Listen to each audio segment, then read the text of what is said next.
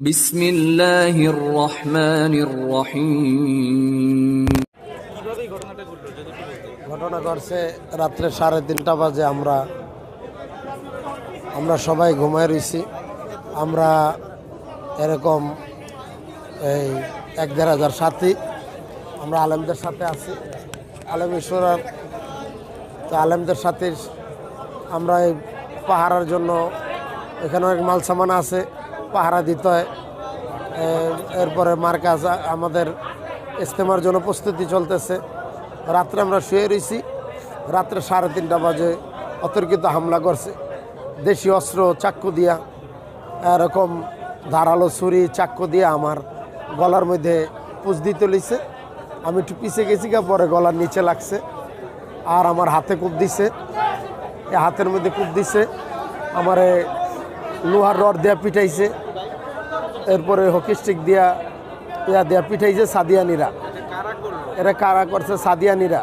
সাদিয়ানি group, Wasiful ইসলাম গং, হ্যাঁ, বাংলাদেশের মুয়াজ বিন নূর, এরপরে এই ওসামা।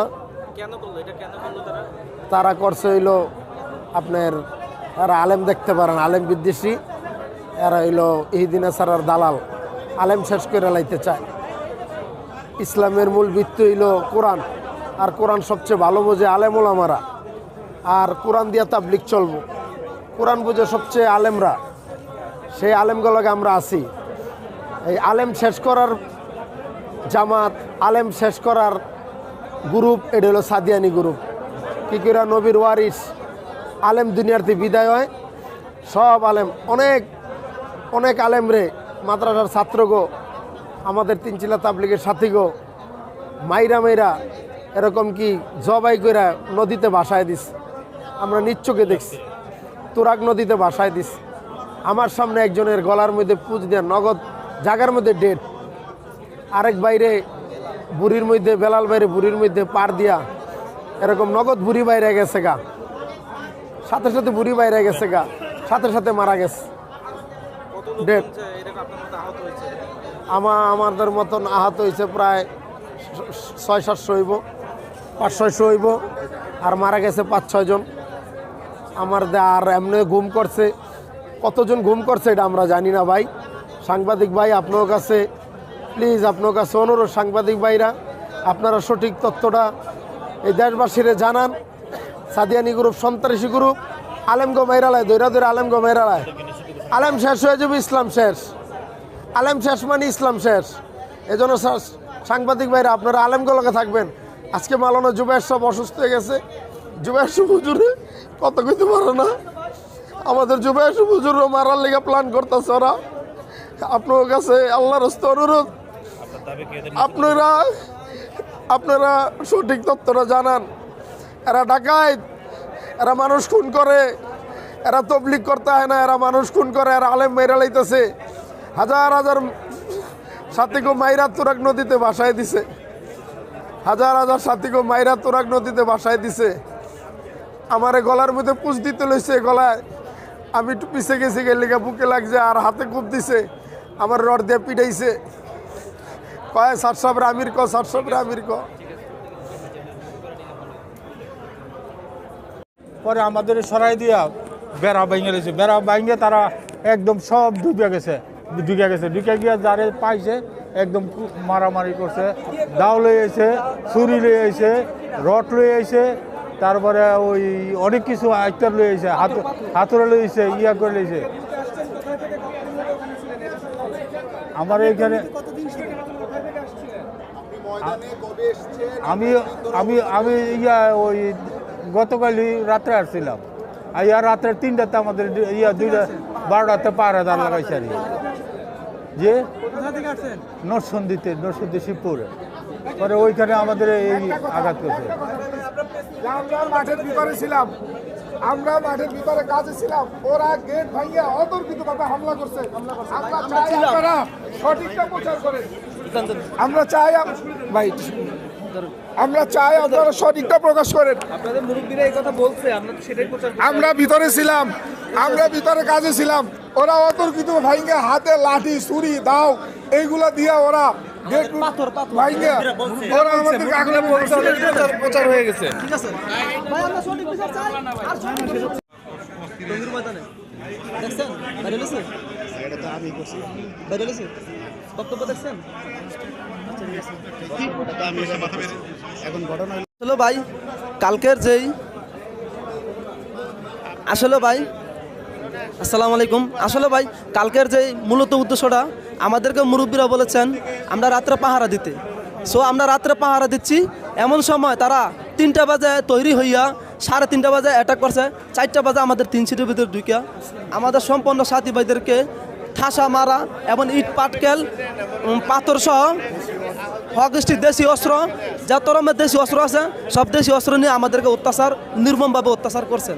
এবং আমাদের অনেক ভাই মিনিমাম আমরা যেটুকু জানছি আমাদের এলাকার 7-8 জন ভাই শহীদ হয়ে গেছেন, তারা মারছেন।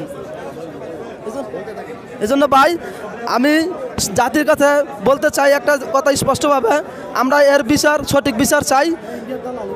ইন্ডিয়ার দালাল তাদের সাতপন্থী, তাদের আমরা সঠিক বিচার চাই। তাদের কোনো আলেম নাই সাথে, তারা আলেমের পরামর্শ সারা দুনিয়াতে চলাফেরা করে।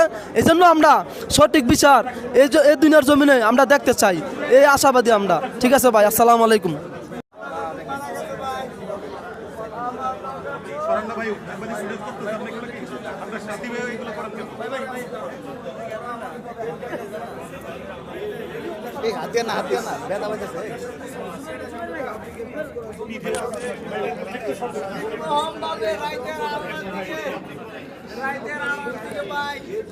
আমি টঙ্গী বিশ্বাস ইন্তেজামিয়া কমিটি মালওয়ালি মসজিদ সুরে নেজামে কাজ করি ভাই।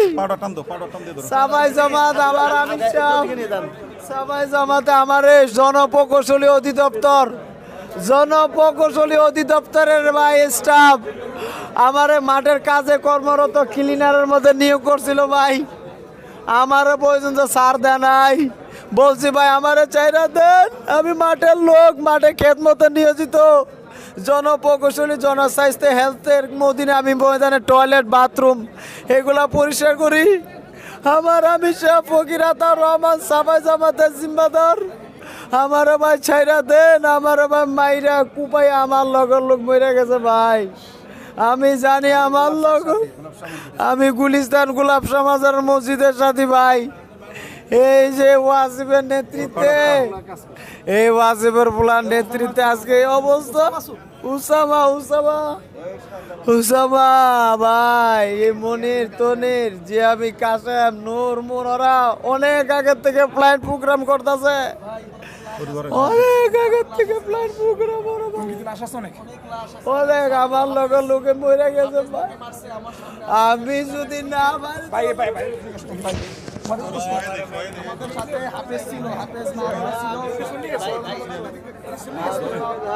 বাইর করতে একটা লাশ নিয়ে আসছি, একটা লাশ নিয়ে আসতে তারা পিছন থেকে আমাদেরকে বাড়ি শুরু করছে। এর ভিতরে লাশ রেখে চলে আসছি। অনেক ছাত্রর লাশ আছে, অনেক হাফেজ, মাদ্রাসা, 3 সেট বিল্ডিং, বিদেশি খিমনা সহ সব জায়গায় তারা হামলা করছে, এবং বিশেষ করে মাদ্রাসা ছাত্র এবং আলেমদের উপরে বেশি হামলা করছে।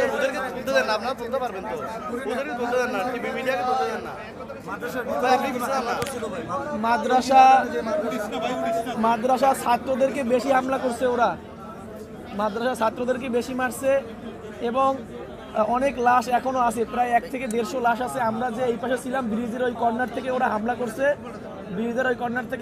এবং ওদের হাতে চাপাতি ছিল, রান্দাও ছিল, ছুরি ছিল। এবং আমি একটা হাফেজ, আমাদের পাশে একটা হাফেজ ছিল, তাকে আমি নিয়ে আসতেছি, মানে মৃতদেহ নিয়ে আসতেছি, সেই অবস্থায় আমাকে মারছে এবং আমি ওই লাশ নিয়ে আসতে পারি নাই।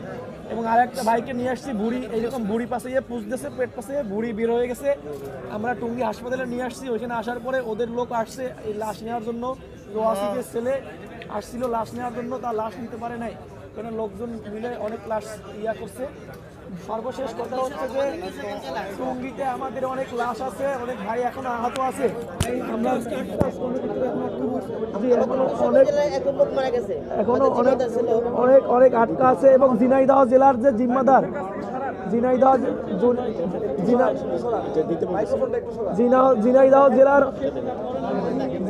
জেলার আমির সাহেব মারা গেছে। ঝিনাইদহ জেলার আমির সাহেব মারা গেছে টুঙ্গি হাসপাতালে আমাদের সামনে। এবং আমাদের মূল কথা হচ্ছে যে টুঙ্গিতে আমাদের অনেক ছাত্র ভাইরা এবং আমাদের অনেক সাথী ভাইরা এখনো আছে, তারা মেরে লাশ নদীতে ফেলে দিছে।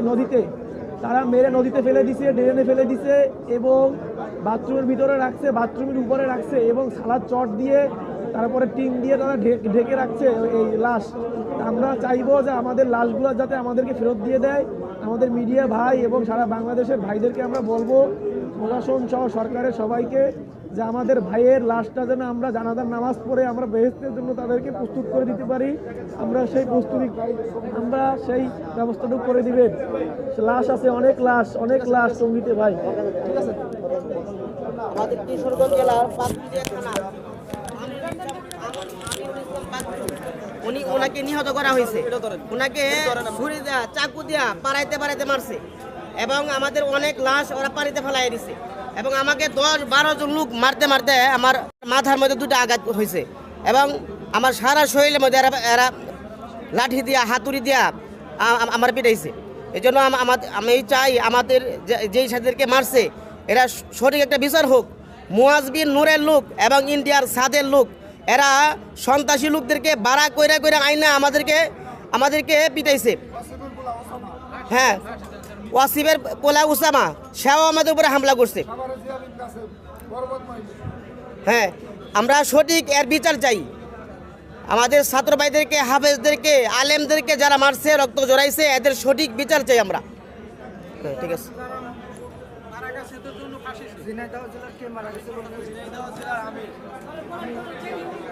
সে মারা গেছে এবং তার এখান থেকে আমরা নিয়ে গেছিলাম, আমি নিজে নিয়ে গেছিলাম ওখানে। সে মৃত্যুবরণ করছে ওইখানে টঙ্গী হাসপাতালে। জি, ওনার নাম আমার জানা নাই, কিন্তু অনেক লাশ, অনেক ভিড় ছিল। আমি একটা হাফেজের লাশ নিয়ে আসতেছিলাম, ওইখান থেকে লাশ নিয়ে আসতে আমি গেট পর্যন্ত আসছি, তখন আমাকে পিছন থেকে লাথি মারছে মাঝাপাশে। আমি ওখান থেকে পড়ে গেছি। পড়ে যাওয়ার পর আমি আর ওই লাশটা নিয়ে আসতে পারি নাই। আমি বলবো যে ওরা অনেক লাশ ভাই। আমরা যখন ওরা প্রথমে হামলা করছে ওই টিন শেডের ওইখান থেকে, ব্রিজের ওখানে আমরা অনেক কিছু মুষ্টি ছাত্ররা ছিলাম, তো ওরা ছাত্র দেখে বেশি পিটাইছে এবং ছাত্র চাপাতি রান্দা দিয়ে কোপাইছে। আমাদের সাথী ভাইদের হাত কেটে গেছে, হাত কেটে পড়ে গেছে এবং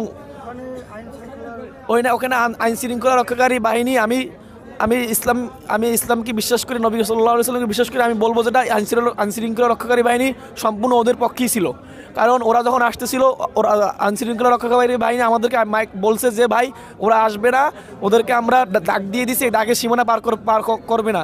কিন্তু আমরা যখনই ওইখান থেকে ব্যাক করে পিছনের দিকে আসতে গেছি, ঠিক তখনই তারা আমাদের উপরে হামলা করছে। আমরা কিছুই করতে পারি নাই। ওরা চাপাতি এরকম গুন্ডা ভাড়া করে নিয়ে আসছে, প্যান্ট পরা ছিল, শার্ট পরা ছিল।